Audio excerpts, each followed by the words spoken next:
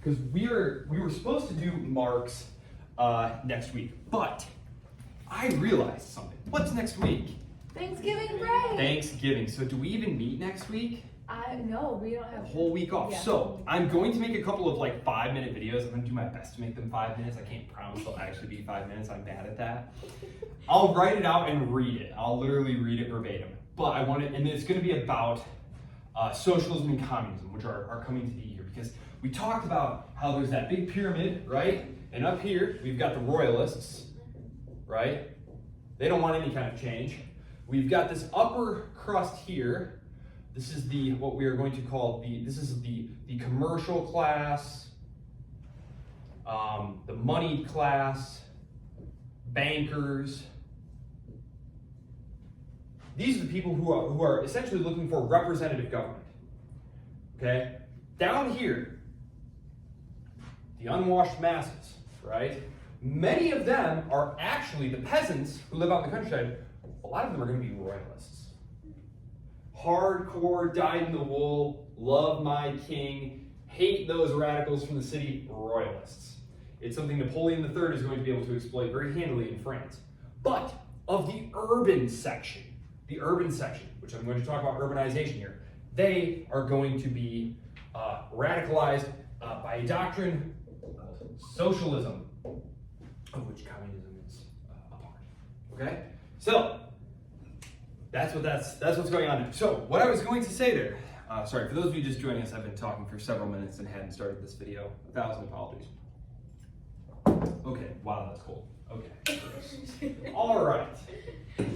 Like I said, I was in meetings and I was sitting out there. Yes, it is coffee and it is gross. Okay, so I swear we had hot chocolate. Marx. So what we see here, we were just talking about the move from the pre-modern, I'm just going to call it polity, because a state isn't quite the right word, right? But here I essentially mean the medieval and early modern kingdoms, which were the personal property of the ruler, which he or she then was distributing out, right? It was almost always a he, because only the English recognized the right of women to inherit. There might have been one or two small exceptions, but on the main, that was true. So, pre-modern polities versus the modern state. Okay, remember the characteristics here. This was a society of orders, not classes, and it was one of traditional obligations. Okay? And this is of the atomized individual.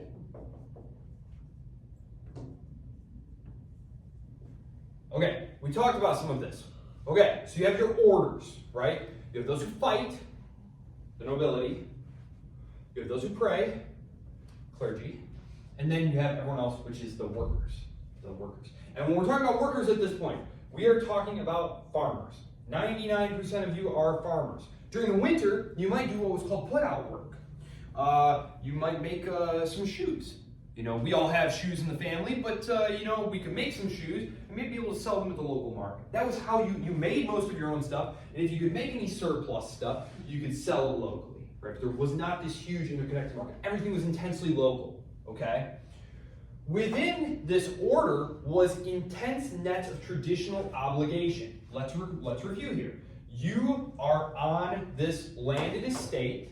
You work it. You work a plot that is assigned to you. You have to pay some of that to the Lord, some of your produce. You get to keep the rest for yourself, right? But what happens if there's bad harvest? What do you get to do? Go to the Lord. You get to go to the Lord to get a handout of grain. What happens if you need a funeral paid for? Go to the Lord. You go to the Lord. What happens if you've not enough firewood for your fire? Go to the Lord. You go to the Lord. The Lord owed you obligations. Yes, it's true. You paid him a portion of your produce that he had no hand in making, but he owed you in return. He was your safety net. This was all intensely local. Intensely local. These were families who had been together for hundreds and hundreds of years in many cases. Okay? So, the pre-modern state really only did one thing we talked about, and that was make war. Right? That was all that the king really did, was make war. And initially, taxes were paid by the nobility in the form of military service. It is only gradually that it becomes something where, as military service moves away from like mounted knights and stuff and more towards like gunpowder weapons and professional armies and things like that, they start substituting it for a payment. Okay? But this payment, so as we move here, the move toward the modern military and of taxes as payment, okay, this requires a whole bunch of things. It requires a professional bureaucracy. This was our period of centralization, of absolutism, right? Where Louis XIV was trying to gather all the power in France to himself. Rather than relying on a bunch of different lords who might militate against him and not do what he wants him to do, what's he do? He replaces those lords in the running of the kingdom with essentially middle-class bureaucrats who owe their allegiance only to him, right? Only to him. He subordinates the aristocracy to himself and streamlines methods of collecting taxation, things of that nature. We're building the modern state. A lot of what we're called, remember, we're in the Enlightenment, right? We're in the Enlightenment. We're talking about the 1600s here now to the 1700s. You had what were called enlightened despots. Enlightened despots.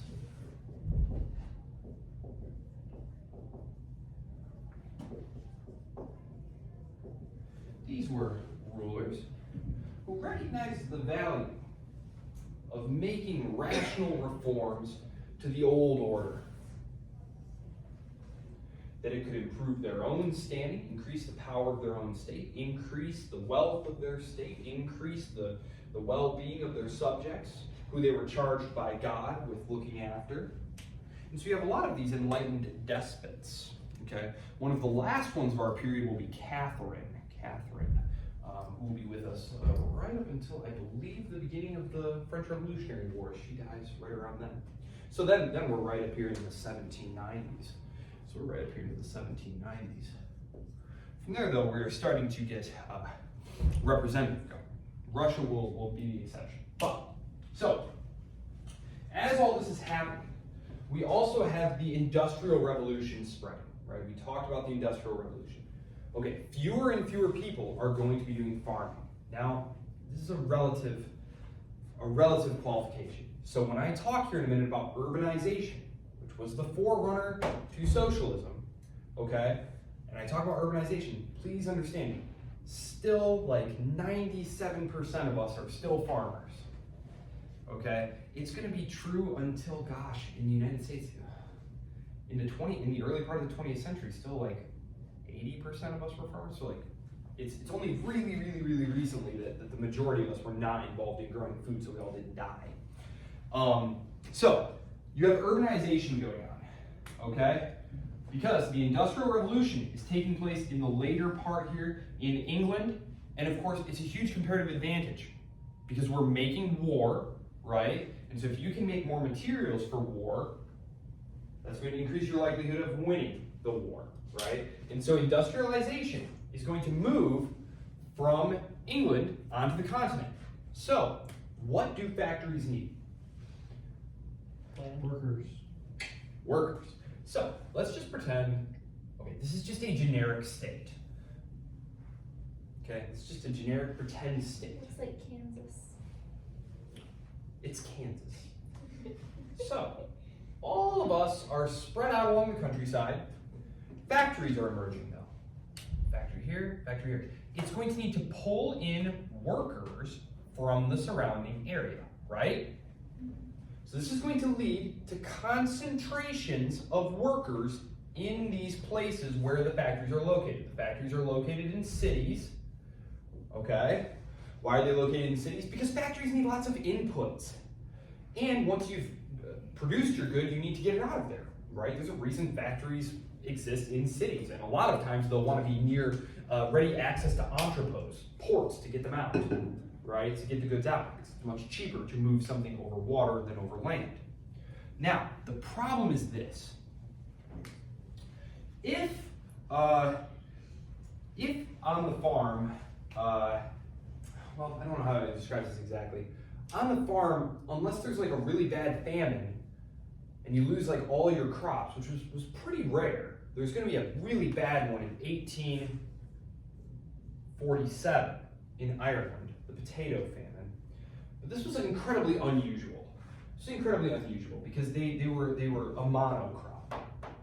They really just relied on the potato to live, and so this causes mass starvation. This was unusual. Usually you had a lot of different things you were growing on your plot, and whatever else happened, you weren't going to starve to death. Okay? But if you're a worker here, all of a sudden you are alienated from the land, and you are reliant for living on a wage. So no longer are you growing and making the things that will sustain your life. Instead, you're trading your labor for money, and then you are using that money to buy the things that will keep you alive. Okay? So, the problem here is, what happens if there's a slowdown at the factory? Less money. What was that? Less money. Less money might well just show up to work and the factory doors are closed. And so you have these large concentrations now of people who are poor, who are reliant on a wage to stay alive. And periodically, what will happen, 1847, 1848 is a good example of this. There's a huge slowdown in the economy. Agricultural prices zoom up because there is a shortage of food. This puts upward pressure on the price of food, right? Which means people have less disposable income to buy factory goods, which means the factories need to produce less, which means they need fewer workers, which means you're out on the street. And there is no unemployment at this point. There's no social safety net. That's all been eliminated here because we made a modern state, and you are now liberated, right? You're no longer a peasant farmer tied to the land. You're free to go be industrious and make your own life and make your own decisions, right? Well, the problem here, again, is that now you have all these hungry, unemployed people massed together. Talking about tens of thousands of them, right? So you can see where this is going, right? If you have tens of thousands of hungry, angry people, it's going to be a problem. And this is the kindling of the revolutions, is the poor workers, okay? And again, they are oftentimes going to be seized upon by the commercial, moneyed, banker, bourgeois class. So Marx is going to call these people, the wage earners down here, he's going to call these the proletariat, okay? Not the peasants. So the peasants are out here in the countryside. They are still living the old way of life. They decided, rather than taking the opportunity that freedom affords, because remember, you are no longer legally bound to the land. You're free to go wherever you want. You didn't have to. And many of them chose to stay. The reasons you might leave. The city gave you freedom from these sort of social pressures. Who's from a small town? Okay, everyone knows your business. You know, people are prying into your life, trying to pressure you to do things maybe. You didn't get paid a wage. There's not very much to do. All the different reasons, right? So people are leaving. People who want a different life, more opportunities, more options, they're going to these cities, right? But there's still a very large amount of people on the countryside. These are the peasants, okay?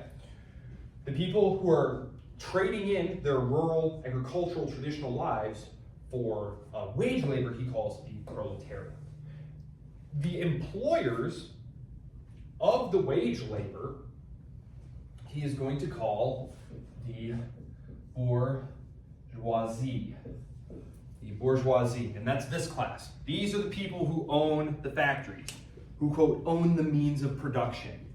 Okay? And Marx's argument here is that there would be plenty of money for the proletariat to live well if their wages reflected the amount of labor they were actually putting in. But he's saying they don't. Actually, employers pay them as little as possible and then keep the extra profit for themselves, and that this is exploitation. So there you go. That is the basics of Marx. This is where the socialist ideology comes from. And it's important to understand that Marx is not the only socialist, right? There are tons of them. And some of them and there's a wide variety. Like Marx ultimately became sort of synonymous with this, in large part because his ideology was seized upon by the Russians, by several Russian socialists and communists like Lenin, who sort of fused their own ideas with them, Marxist-Leninism, and so carried it forward. But there were lots of them, Proudhon, Bakunin, and they had various ideas, and a lot of them were harkening back to this idea of obligation, saying, look, property was communally owned, and everyone had a role, and everyone was taking advantage, and everyone had what they needed. Yes, there was still some exploitation going on. The Lord was taking your stuff, but he was also required to give you other things. And there were traditional bounds, and everyone was not alienated from one another. Is this like when you work for someone and they give you like insurance or other benefits? Is that what they would be? Okay, you're getting ahead of me. That's perfect. Because if you're a ruler, that's a smart policy, right? Yeah. Who can tell me who invented the welfare state? It was a kindly politician, right? Someone on the left. Bernie Sanders. I'm assuming Otto von Bismarck, the ruthless Prussian aristocrat. He realized that what the people wanted was that same sense of communal responsibility and paternalism that they had had. And so, in the 1870s, in the unified Germany, Otto von Bismarck creates the modern welfare state as a way of getting all of the workers and all of the peasants and everyone on board with the new program of nationalism. That as these old markers of identity are being erased, that you're this person in this community and you've been here for a very long time and you're this religion versus that religion, that's all kind of disappearing. This is all disappearing. We are in the period now where I think I mentioned the Bible is being questioned. The origin of humanity is being questioned. This is the rise of modernist science. All of these old markers of identity are being stripped away. And people are very disoriented and confused. Remember, you're coming to a new city, right? Your entire life had been lived in this little village with all these people who were exactly like you. And now all of a sudden you're going into this city, this large city with tons of different people from all different places. All of a sudden you are forced to define yourself in a way that you did not have to define your identity when every single person was like yourself. And what the ruling class is going to seize upon is this idea of nationalism.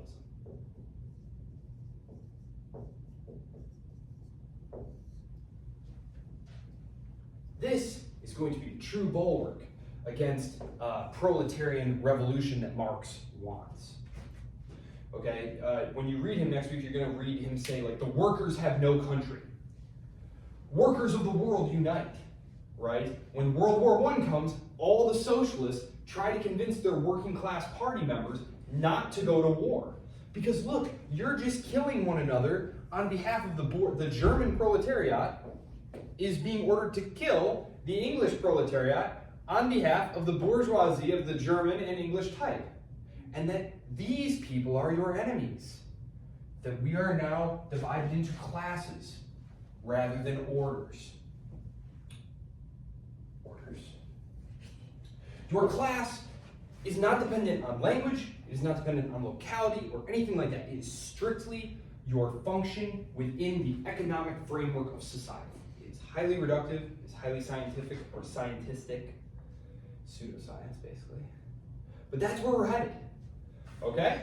So that's Marx. That's what I was going to explain to you at the end of the lecture to set you up for next week. I was going to do Mill first, and then I was going to do this. Let me just make sure I didn't miss anything here.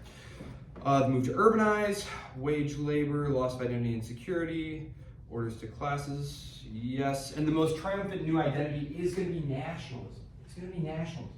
This is going to be fostered by the ruling classes, because originally nationalism was a liberatory idea. The idea was that the people of France and the people of Spain and the people of Italy and the people of the German states would together rise up against their kings and aristocracies who were suppressing them, and that they would all realize their national independence together. It would be like a brotherhood, a European brotherhood.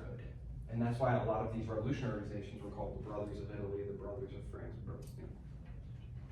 However, what winds up happening is that nationalism gets co-opted by rulers who recognize that this new nationalism that the French had already showed them how to use in creating their great French revolutionary armies and modern state that was super powerful, they realized we can do that too. And it will make us stronger, and if your neighbor does it and you don't do it, you're at a disadvantage. And so gradually they all do it. There is a period here where they all engage in this process. They all industrialize, they all urbanize, and they all nationalize. Public schools, the standardization of language, the standardization of myths, those stories that hold us together, that form the picture of ourselves, of who we are, and that distinguish us from others. This is actually going to be extremely effective. Far more effective than this idea of world socialism or brotherhood of workers in terms of being a unifying and motivating force. So,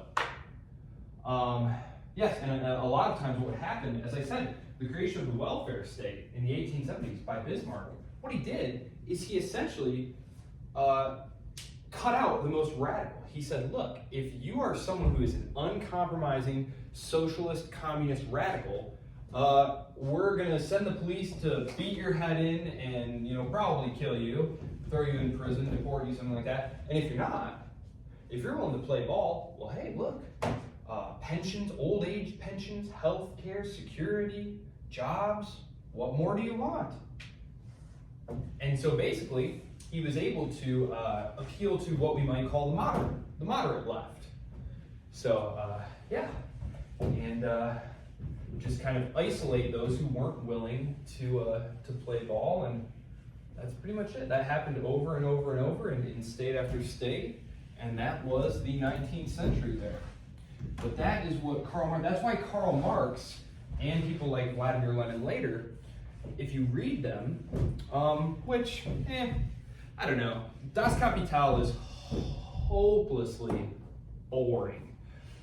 Boy, it's hopelessly boring. 2 volumes, crazy boring. At some point you might have to read it if you go to graduate school.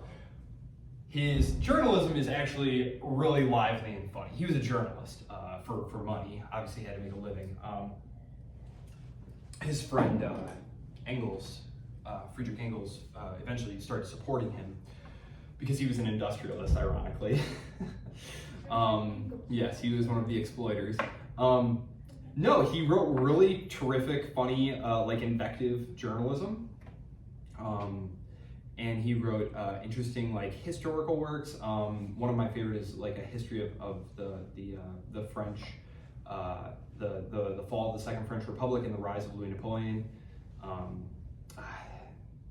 18 Brumaire, I think it's called, harkening back to the old revolutionary calendar. It's interesting if you want to read it. Fair warning, it does get a little esoteric just because you have to kind of know who some of these random politicians are. Yeah, so that's your introduction for Marx there, because you're going to be reading the Communist Manifesto. He's going to be talking about, I think workers of the world unite, nothing to lose but their chance. So Marx, next week, I'm just going to post a couple of really short videos where I summarize sort of the bare bones there. Are we doing discussion board next week? No, it's Thanksgiving. It's Thanksgiving. I'm going to give you guys the week off. Definitely watch these because I'm going to pull some of these. Karl Marx is far too important to not have on the final exam. He's much too important. It's worth noting, though, that classical Marxism, that is this belief in this framework of society, when you see Marxists today, they are almost certainly some version of cultural Marxist. Okay? There is virtually no classical or unreformed Marxists left. Why? Because it turns out Marx believed that the exploiter class was going to get richer and richer and richer, and the workers were going to get poorer and poorer and poorer. And that is, in fact, not what happened. What happened is that capitalism produced an almost constantly rising standard of living, such that by the 1920s, virtually no one in the West, which is where it came from, right? It was imported into Russia. I'll go into this next week when I do these videos, but Marx's belief was that once capitalism reached its highest stage of development, and the overwhelming majority of people were workers, proletariat, that they would overthrow that small ruling class and socialize all the property, and we would all basically be living in self-governing democratic communes, and the state would just kind of vanish. Do you think that'll ever happen? We'll save that one for next week. But instead, but it was clear. It was clear by the early 20th century, and certainly by the mid-20th century, to Western intellectuals that actually that's not what's happening. Actually, this thing called the middle class had emerged. And even the poorest person in these capitalist countries was living a life that was just fabulously wealthy compared to anything that had ever been seen in human history. Marx did not foresee that. That was the opposite of what he thought would happen. He thought that there would be no middle class and everyone would just get poorer and poorer and poorer and poorer, except for this like very small little clique at the top. So what you had was a transition. They took his idea of class struggle and just applied it to relationships between men and women, between sexualities, between racial groups, between ethnic groups, and so virtually no one anymore expounds classical Marxism. They just took this idea of class struggle, of group struggle, and made a lot of nice professorships for themselves in that way. So there you go. Not to be too cynical, but there you go. So it's all mostly crap. If you read anything, there's some interesting stuff that came out in the 1970s, but it's mostly useless. So you know, if we do like a 400 level class of this that's mostly 20th century, like, and we do a lot of postmodern stuff, I will definitely go into why exactly it is so useless. Because it's most everything, and like when I say turgid prose, difficult to penetrate prose, postmodern writing is awful. It is like trying to force your way through wet cement. And when you, but once you've read the sentence several times and you figured out what they're trying to say, you realize what you have either is a truism, meaning that it is necessarily true if you understand the definitions of the words involved. It's just a truism. It's nothing profound, or it's just nonsense. It's just, there's nothing to it. It's gone nowhere. It's contributed nothing to human understanding or development at all. It's been a total loss. So, yes. But anyway, yes. But again, Karl Marx could only emerge, socialism could only emerge once society had embraced urbanization in order to embrace industrialization. And remember, industrialization is very important because it's creating economic opportunities. People want to get rich making these goods. And remember, when you scale up production, you can make the goods cheaper, make them more affordable for people, and it can also increase your power projection capabilities. And the state can also tax that stuff. So that's why all this is happening. And it's creating this class of people, the proletariat, who are alienated from the land and crammed into these cities, right? And the conditions were frankly horrible. Like, no joke. Like, those early, like Dickens, read some Dickens, Bleak House, Hard Times. Okay, yeah, that kind of stuff. So it was bad. I'm in no way trying to downplay that. But that was the class that he felt would eventually overwhelm society. And so I'll go into more of that next time. At the same time, though, we need to finish up with our introduction to the progressive liberals. Remember, we had our classical liberals.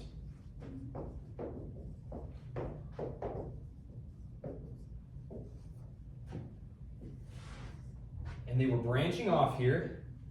And the classical liberals are going to become less and less and less and less and less and less important over the course of the 19th century. I think it's arguable that by the end of the 19th century, the classical liberals are essentially dead. I mean, they still exist. Like, I'm right here. Like, you can obviously see me, but like, my influence on government, society, politics is zero. It's exactly zero. William Graham Sumner is one of the last American classical liberals. And he's teaching in Harvard in like the 1880s, 1890s. The progressive liberals.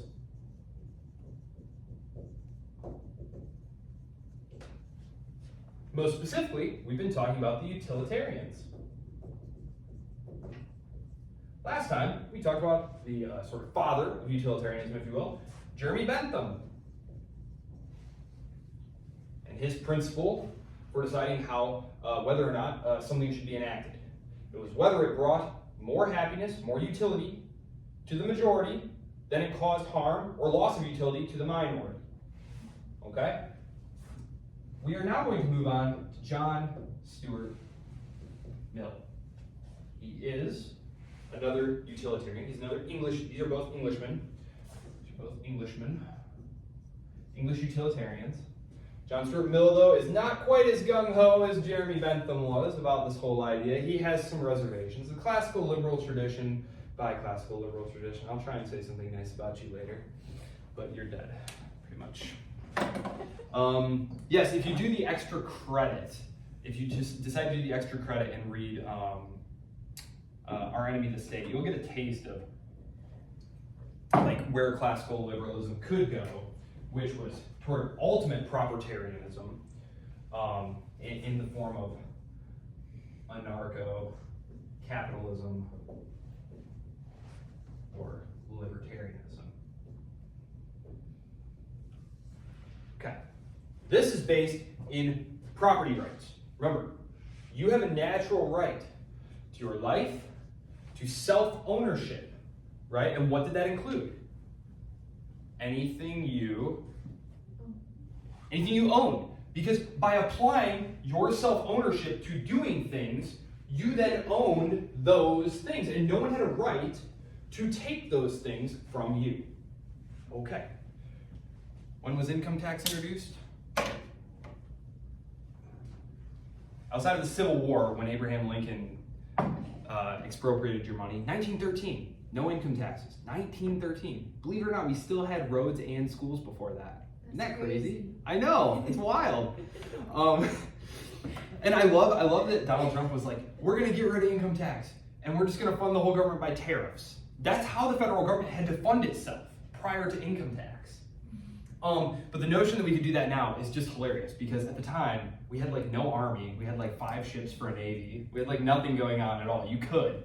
Today, if you did that, our budget deficit would go to like, I don't even know, $4.5 trillion annually. Do you think that we could make it happen if we stopped having so many like government Yeah. You know what I'm trying to say? If you cut like 95% of the government, you could. Do you think it's possible to do that? No way.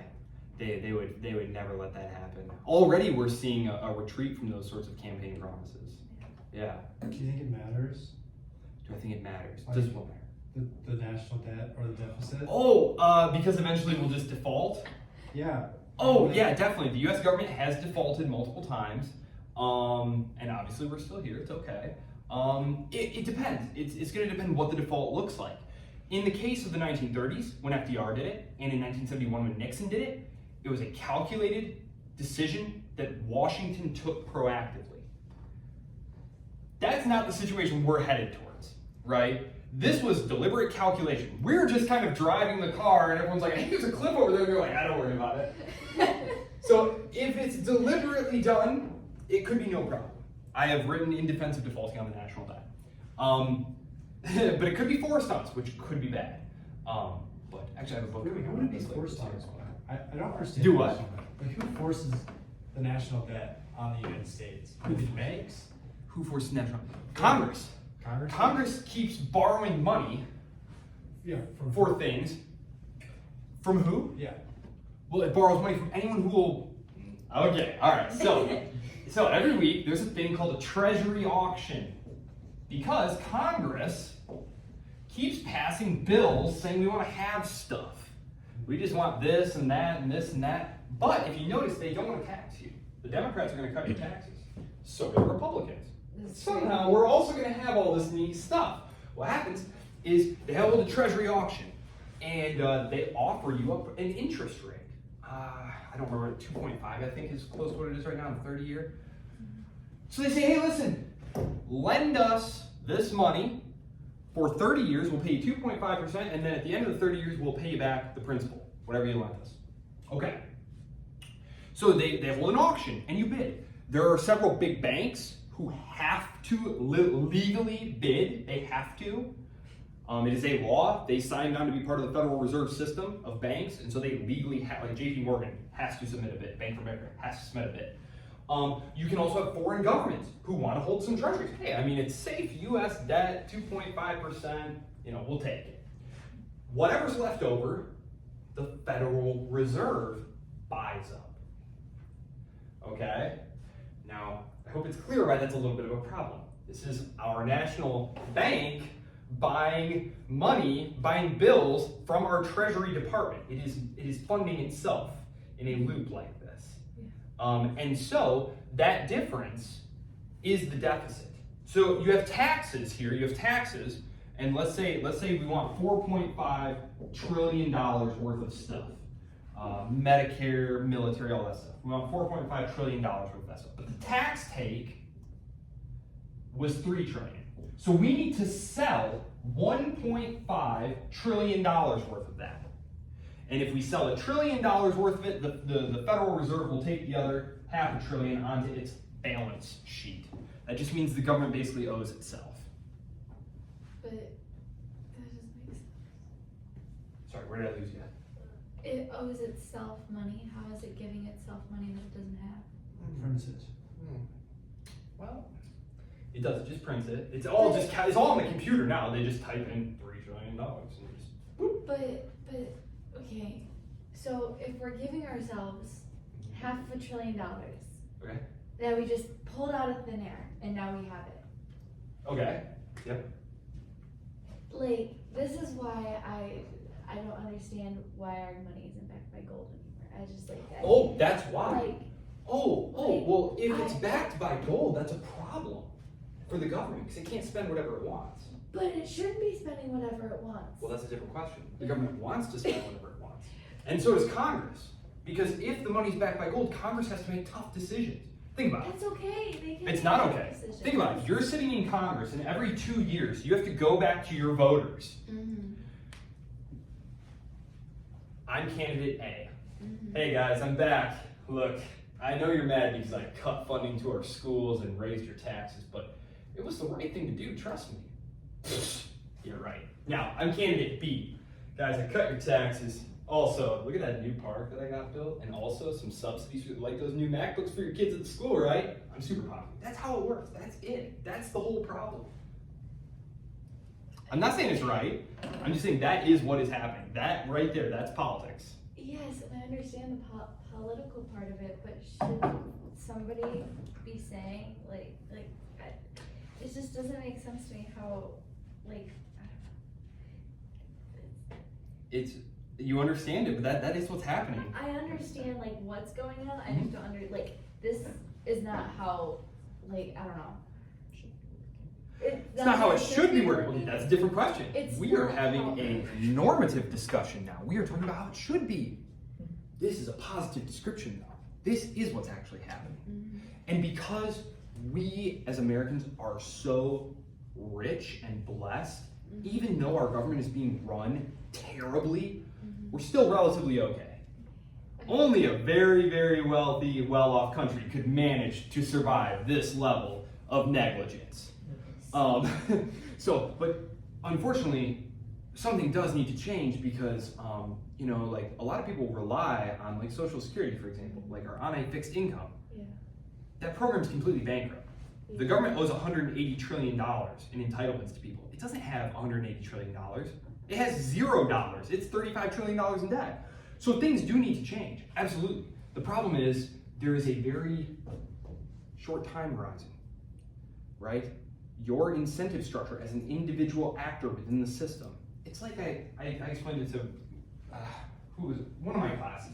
They were saying something about global warming or something. And it was like, okay, look, each individual person acting within the system. If Jamie Dimon showed up to work at JP Morgan tomorrow, having been hit over the head by a falling something, and he showed up and was like, guys, I've come to the conclusion that humans are causing climate change and we need to do something drastic. We're gonna cut all our holdings in fossil fuel companies.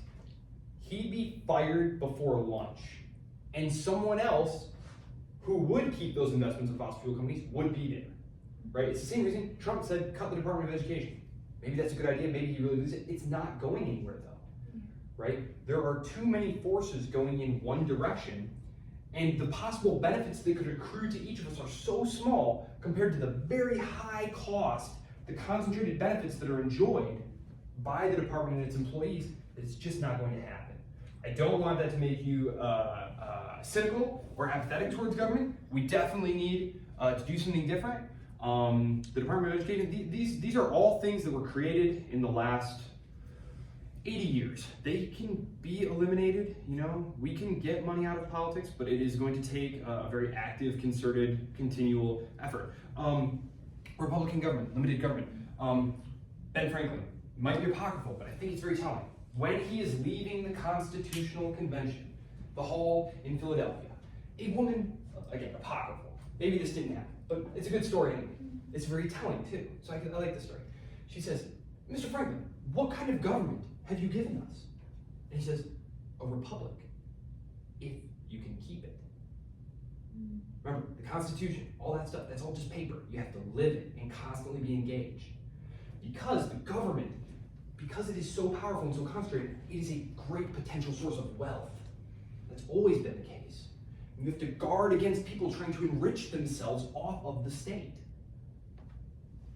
So, including the people who are supposed to be there, like, for example, stock trading, right? You all know that Congress people are trading stocks. Should they be trading stocks? No, but who gets to decide whether they trade stocks? We should make a law against them trading stocks. Who's going to make this law, though?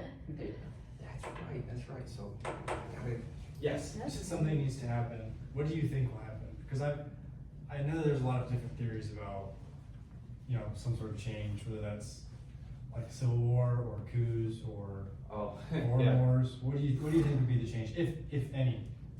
Well, I mean, I think best case scenario, the federal government goes bankrupt and most of the power just kind of reverts back to the states. Fortunately, our security situation is super benign. I think I mentioned it last time, like, if you're a European state or some other place, we got Mexico and Canada, like, Canada and Mexico. So, like, realistically, we could be okay. We have all the natural resources we need. We have enough oil and natural gas and food here on the North American continent that, like, be okay. You know, but honestly, like, the federal government is in bad shape, and you know, it's a problem that both parties want to control it so badly that they're increasingly desperate, and it's reflected in their rhetoric. And I don't know, it's hard to say. I don't like to make predictions because the thing about I don't like to make predictions about the future. Who said that? Someone did. I forget. I don't like to make predictions about the future because it's very difficult to do. And we're recording this, so then later people will be like, "Ha, he was wrong." No. Listen. I am basically out of time here. I'm going to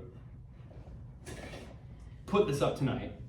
I wrote a lovely lecture about John Stuart Mill that I just have to share with you. So I am going to post this evening. I will have to record this, obviously. We apologize for getting you so. That's okay. No, I appreciate that you guys want to interact. You're upper level students. You guys should have opinions by this point. So I have no problem with that. In lieu of a discussion board this weekend, I am going to send you guys another, what did I call it, a pre-test? A pre-exam? Remember that one I gave you? I'm going to make you another one. Remember last time it stopped at Hobbes, I believe? Or Machiavelli? I think it stopped at Hobbes or Machiavelli. It's going to cover the people that we've done up to this point, including John Stuart Mill. So do that for yourselves. Do that for yourselves and send it to me. I'll put up a deadline, like I'll make it like next weekend, because we're not meeting next week. So I will put up the Marx videos next week. I'll put up the John Stuart Mill video tonight. I will make that pre-test and get it out to you, and we'll just have that maybe due to me by the time we meet next Monday, not like a week from this coming Monday, and that'll be in lieu of a discussion. So you get 10 points just for doing it, even if you have them all wrong. Yeah. Do you want a physical copy turned into you, or do you No, I don't want think that's email? necessary. You can literally just copy and paste what you have into a body of an email. Okay. Yep, and then we'll go over it on Monday, not this coming Monday. So just to be clear, I will not see you Monday or Wednesday of this coming week. Yay? Yes. Okay. All right, well, that means I should wish you all a happy Thanksgiving and safe travels Happy if you are Thanksgiving. traveling. Sign the map class. Oh, some of you sent me papers. Yes. Yes. I shall give you those comments back as well. I'm gonna Wonderful. try to finish up a rough draft over Thanksgiving break if I can send that. No problem. Okay. I appreciate it. Thank you so much. Have a good break, everyone. All right, I don't mean to hedge so terribly, but that's a very tough question. I really don't know what the answer is there. I